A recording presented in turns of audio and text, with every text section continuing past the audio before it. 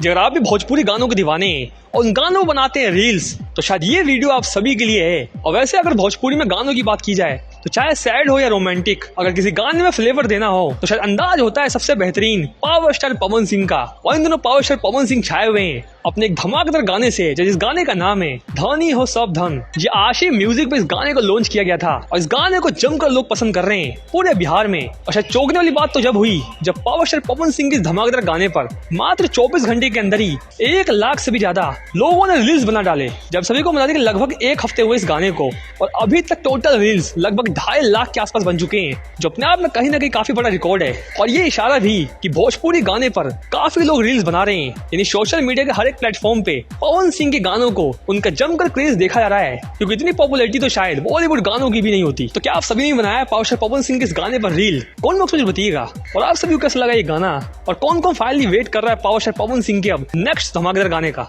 इस वीडियो में इतना ही, मिलते हैं नेक्स्ट वीडियो में। धन्यवाद।